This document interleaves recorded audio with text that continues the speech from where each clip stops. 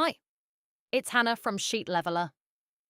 In this video, I'm going to show you how to split data in Google Sheets using a formula, which is really helpful if you've imported data from a CSV file or copied and pasted it from another system.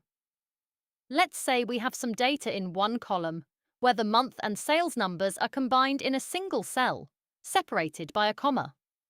For example, you might see something like, now you could manually type the month in one column and the sales number in another column.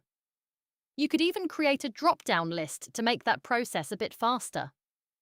But there's a much easier way to do this using a single formula. We're going to use the split function in Google Sheets. Make sure you have two columns ready where you want the results to appear. For example, a month column and a sales column.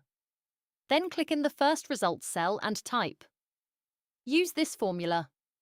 I'll include this formula in the description so you can easily copy it. Here's how it works. First, we type equals split. Then we select the cell that contains the combined data. In this example, that's A2. Next, we add a comma and tell Google Sheets what character separates the data. In our case, the month and sales value are separated by a comma, so we type the comma inside quotation marks. Then press Enter. Now Google Sheets automatically splits the text into two columns. The month appears in one column, and the sales value appears in the next column. Once you have the formula working in the first row, you can simply copy and paste the formula down the column, and it will split all the remaining rows automatically. The great thing about the split function is that it works with any delimiter, not just commas.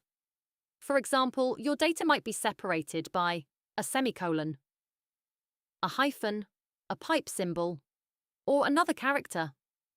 All you need to do is change the delimiter inside the quotation marks.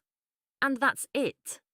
That's how you can quickly split combined data into multiple columns using a single formula in Google Sheets. If you're looking to get more out of Google Sheets than you ever have before, make sure to subscribe to Sheet Leveler here on YouTube for more tips, tricks, and tutorials.